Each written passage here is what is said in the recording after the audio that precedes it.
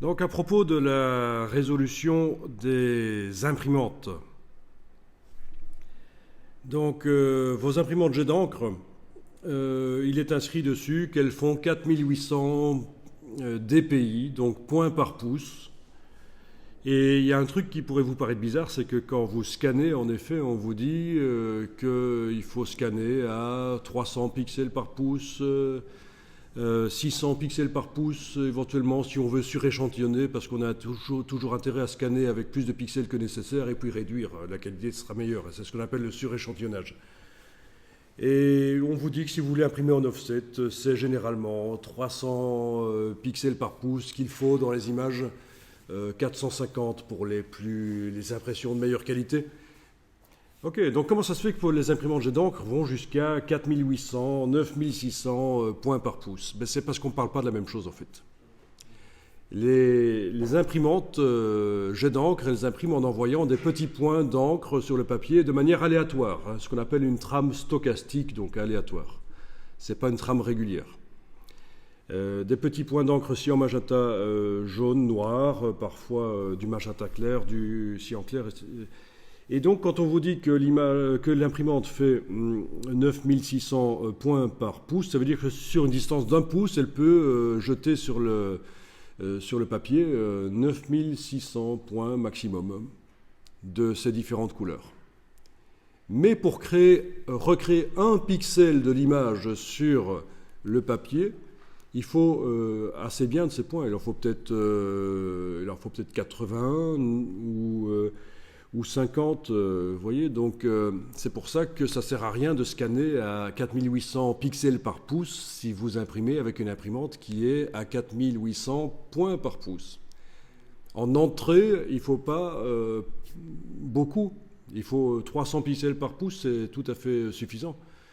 Les pixels vont être interprétés et recréés sur le papier avec des petits points qui, eux, sont nombreux. Donc, attention à ça.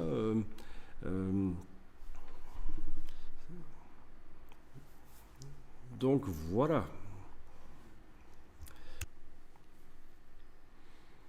Ok, donc voilà quelques images des points d'une imprimante. Donc, ça ne suit pas une trame régulière. C'est aléatoire.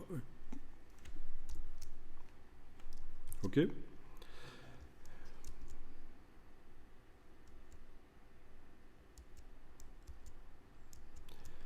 Ok.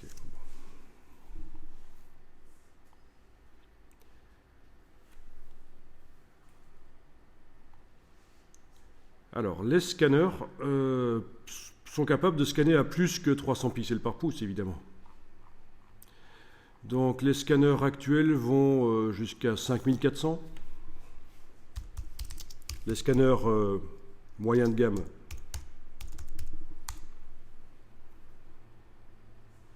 Ok. On est d'accord? Les scanners en 2014-2015, résolution de 5000 pixels par pouce. Les scanners les meilleurs, ce qu'on appelle les scanners rotatifs, vont jusqu'à 10 000 pixels par pouce. Donc ça veut dire que sur une distance d'1 pouce, 2,54 cm, ils sont capables d'aller créer 10 000 pixels qui décrivent le détail. Donc c'est énorme. Déjà 5400 pixels par pouce, c'est assez énorme. Si je prends ma petite calculette, ça veut dire que sur une surface d'1 pouce, quand on scanne à du 5400 pixels par pouce, on est avec un nombre de 5400 fois 5400, ça nous fait quand même 29 millions de pixels qui sont créés au départ de l'original, sur un pouce carré de l'original que vous soumettez au scanner, 29 millions de pixels sont générés. C'est énorme. Donc ça va vous faire des fichiers extrêmement volumineux. Mais si vous voulez agrandir l'image numérique et l'imprimer en grand, il faut aller chercher un maximum. Il y a une autre raison pour laquelle on pourrait scanner avec plus que nécessaire, c'est également pour faire du suréchantillonnage. Ça, je vous en ai parlé. Le suréchantillonnage, c'est travailler des images avec plus de pixels que nécessaire au final. Et au final, vous réduisez la taille de l'image. On vous a déjà parlé de ça, du suréchantillonnage? Suréchantillonnage, ça veut dire prendre plus d'échantillons, générer plus de pixels que nécessaire au départ avec le scanner, en fait, hein, voire même avec votre appareil photo numérique, hein, et réduire, en fait. Hein. Bon, c'est valable aussi en audio, et ça correspond... oui, il y a le théorème de Nyquist-Shannon qui dit que oui, il faut 2 fois plus d'échantillons que nécessaire au final pour que la qualité soit vraiment bonne, en fait. En gros, c'est ça.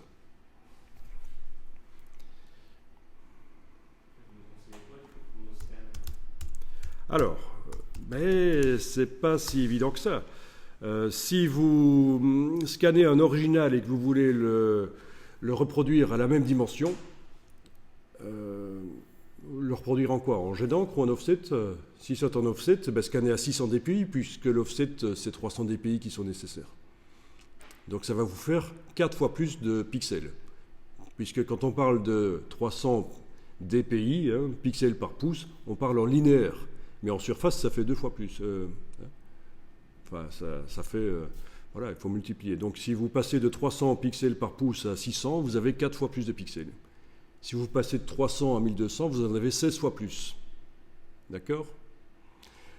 Donc voilà, faites 2 fois plus que nécessaire.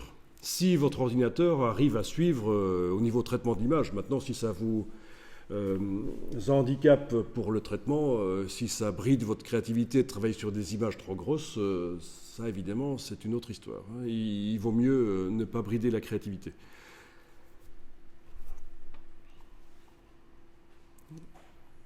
Donc le suréchantillonnage.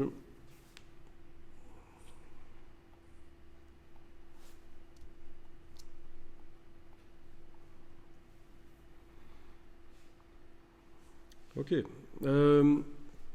Maintenant, si tu dois agrandir 2 fois ton original, il va être imprimé 2 fois plus grand. Mais le fait de scanner à 300 pixels par pouce, 100% 300 pixels par pouce, s'il est agrandi 2 fois sur le papier, il sera à 150 pixels par pouce, on est d'accord. Donc il faudrait déjà là, si on sait qu'on va agrandir l'original 2 fois sur le papier par rapport à sa taille originale, il faudrait scanner déjà en 600 dpi pour qu'il soit à 300 pixels par pouce sur le papier. Et si on veut suréchantillonner, il faut scanner à 1200 dpi. Ça paraît clair? Oui, non? Ah ben voilà, un négatif. Oui. Alors, on va simuler ça un peu dans Photoshop en fait.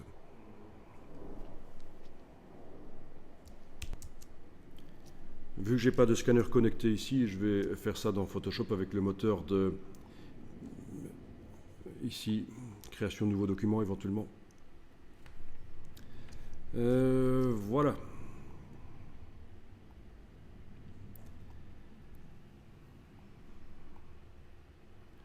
Donc vous avez un négatif de 36 sur 24 hein, à 300 pixels par pouce.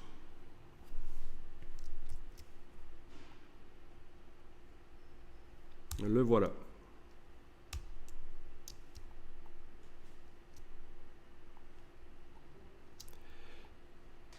Image, taille de l'image va me permettre de dire tiens, ce négatif, si je le fais 2 fois plus grand, donc ici en pourcent, 200%, eh bien la densité des pixels passe à 150. Si je l'imprime 4 fois plus grand, je suis à 75 pixels par pouce. Donc c'est vraiment misérable en fait. Hein. Ok.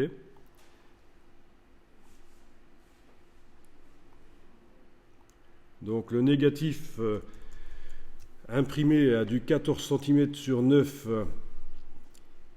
si je l'ai scanné en 300 pixels par pouce, ben finalement, le nombre de pixels qui est utilisé sur une distance d'un pouce sur le papier, c'est 75.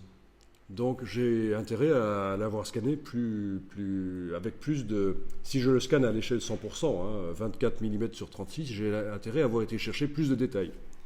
Alors voyons un peu dans le cas d'un scanner qui scanne à du 5400 dpi optique, c'est-à-dire pas de l'interpolation, parce qu'on vous annonce parfois que le scanner fait 9000 pixels par pouce, 9600, mais c'est par calcul, c'est un peu comme dans Photoshop quand on multiplie les pixels. Donc ce qui compte, c'est la résolution optique. La vraie résolution. Ok, 36 sur 24, c'est le négatif, que je vais scanner à 5400 pixels par pouce, c'est le maximum de détails que le scanner peut aller chercher.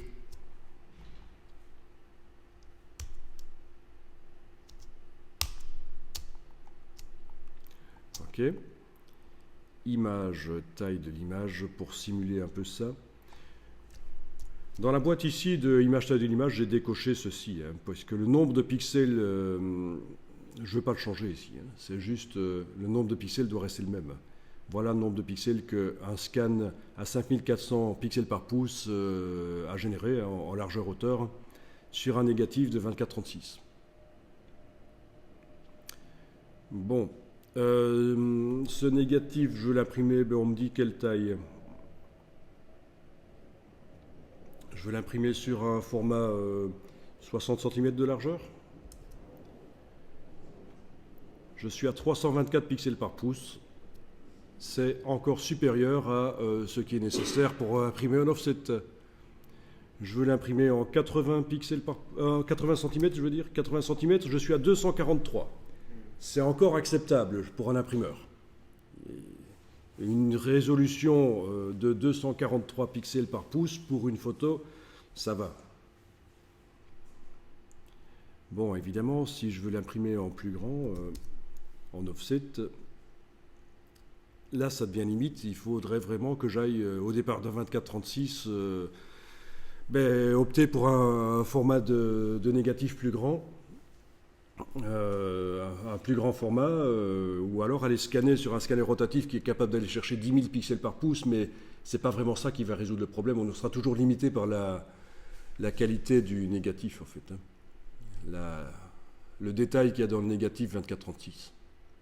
Ok. Ça vous éclaire un peu? Déjà, bon, vous avez vu la différence entre le DPI des imprimantes jet d'encre et le DPI des scanners. Rien à voir. Il ne faut pas se laisser avoir et commencer à comparer. Et là, on a parlé du scan. Et voilà, donc scan à d'un 24-36 à 5400 dpi.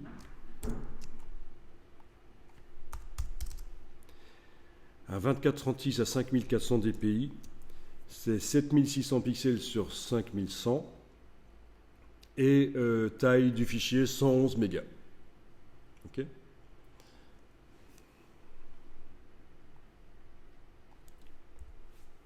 Alors, voyons un peu si c'était un 6.6. Vous faites du format plus grand? Oui. Vous avez les appareils ici, on vous les prête ou...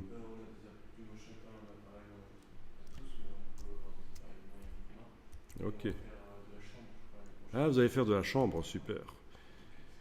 Voilà, 6 cm sur 6 à 5400 pixels par pouce, 465 mégas le fichier. Donc il y a intérêt à avoir une carte graphique qui vient en renfort de Photoshop. Donc les processeurs de la carte graphique vont pouvoir venir en renfort de Photoshop. Parce que ça vous fait quand même une image de 12 000 pixels sur 12 000 en fait. 465 mégas.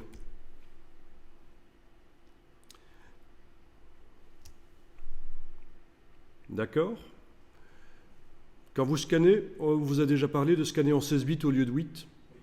Bon, ça c'est pour avoir, pour chacune des couches, 32 000 nuances. Pour chacun des canaux rouge, vert, bleu, 32 000 nuances de intensité lumineuse en fait. au lieu de 256.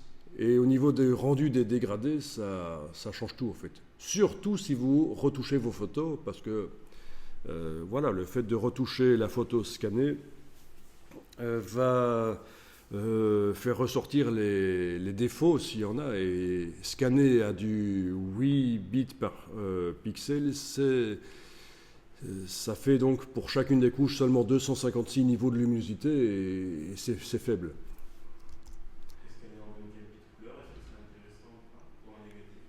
Alors, ce que tu appelles les 24 bits couleurs, c'est le 8 bits en fait par couche. 3 x 8, 24. Ah oui, le 16 bits, c'est ce qu'on appelle le scan 48 bits en fait. Oui, ça c'est un truc à comprendre. C'est qu'ici, il vous indique par couche. Et dans le scanner, c'est vrai que parfois, il indique en faisant la somme des 3 couches, 48 bits. Donc un scan 48 bits, c'est un scan avec 16 bits par couche. 3 x 16, 48. Et un scan 24 bits, c'est un scan comme on le fait depuis 20 ans. C'est un scan en 16 millions de couleurs seulement.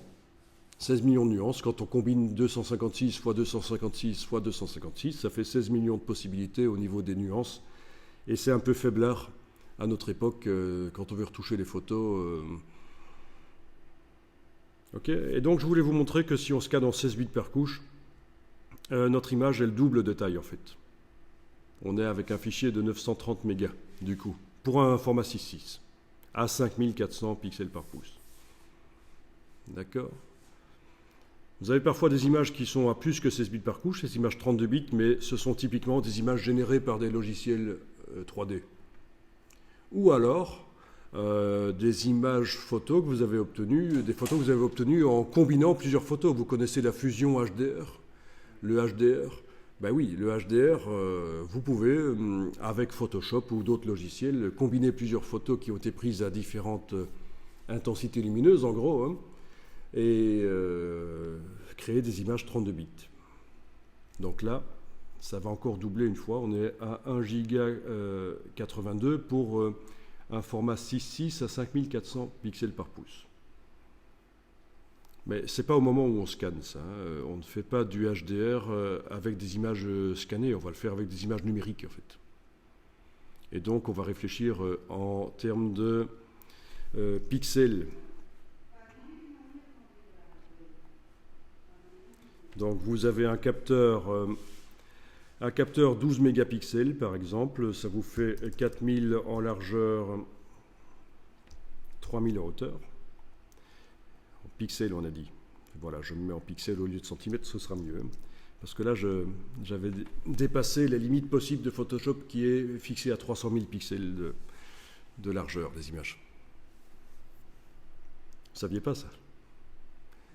Les limites de Photoshop. Bon, ok. Donc je disais, une image de 4000 pixels sur 3000, ça c'est ce que votre appareil photo numérique vous produit éventuellement. Donc une image 12 mégapixels. Quand on multiplie 3000 par 4000, ça fait 12 millions. C'est donc un capteur 12 mégapixels. La résolution, à ce moment-là, on ne s'en occupe pas. Ce qui compte, c'est la définition. Donc la résolution, je peux indiquer ce que je veux ici. 1, 300... 500. Vous voyez que la taille de l'image en bas à droite reste toujours à 34,3 mégas. Hein. Donc vous avez compris ça. La résolution, c'est surtout quand on veut imprimer que ça a de l'importance. Et quand on scanne en indiquant qu'on scanne à 100%, donc il y a les dimensions de l'original en centimètres, alors là oui, il faut indiquer combien de pixels on va chercher sur une distance métrique, enfin une distance d'1 pouce. Impérial dans le cas du pouce. Ok. Donc votre appareil photo numérique, c'est la définition qui compte. Et pourquoi est-ce que je disais ça? Oui, donc l'appareil photo numérique, vous allez photographier en RAW, je suppose. Vous allez à un certain moment peut-être convertir le RAW vers du RVB, et ce sera du RVB 16 bits. Et ça va vous faire une image de 68 mégas. D'accord? Si vous combinez plusieurs images que vous avez photographiées en RAW, au final vous aurez une image 32 bits ça vous fera une image de 137 mégas.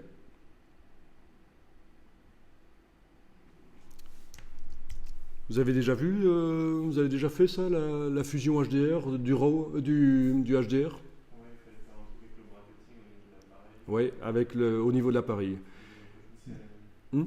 très spécial. Le résultat? Ouais, Ah oui, le résultat, ça a souvent un côté un peu naturel en fait, hein. Donc tout l'art, c'est de l'utiliser pour essayer d'obtenir quelque chose qui a l'air naturel. On est allé chercher du détail dans les parties foncées, dans les parties claires, et malgré tout, ça ne ressemble pas à une peinture à l'huile ou à un truc bizarre.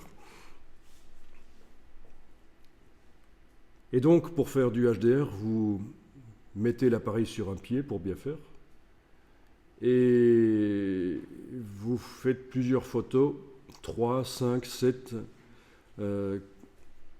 avec différentes luminosités sur la photo numérique. Et vous faites varier l'intensité lumineuse comment? c'est avec Photoshop, il y a un. Ah non, Au moment de la prise de vue. avec le bracketing. Oui, le bracketing, d'accord. Bah oui, quand vous appuyez sur un bouton, ça le fait tout seul, quoi. Voilà. Ça fait les 3, 5 ou 7 photos à la suite. On fait moins de 3, après on refait la même photo en bougeant au niveau de la palette, moins 2. Après, ouais. On prend toute la gamme, après je crois qu'on peut en faire avec 3 images une de l'autre, sinon on fait juste. D'accord. Mais vous faites varier donc la sensibilité du capteur, ou éventuellement la vitesse d'obturation. Moi j'ai jamais essayé la vitesse. Non, je pense. Oui. En tout cas, il y a un truc qu'il ne faut pas faire, c'est faire varier l'ouverture diaphragme. Parce que là, vous changez évidemment la profondeur de champ entre les photos. Et pour la combinaison HDR après, ça va peut-être poser des problèmes. Donc, quand on fait du HDR, on fait varier l'intensité lumineuse en jouant sur la sensibilité du capteur et ou la vitesse, mais pas l'ouverture diaphragme. Bon.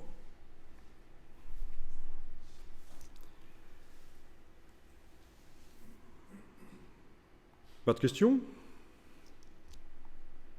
Et donc voilà, une image 12 mégapixels.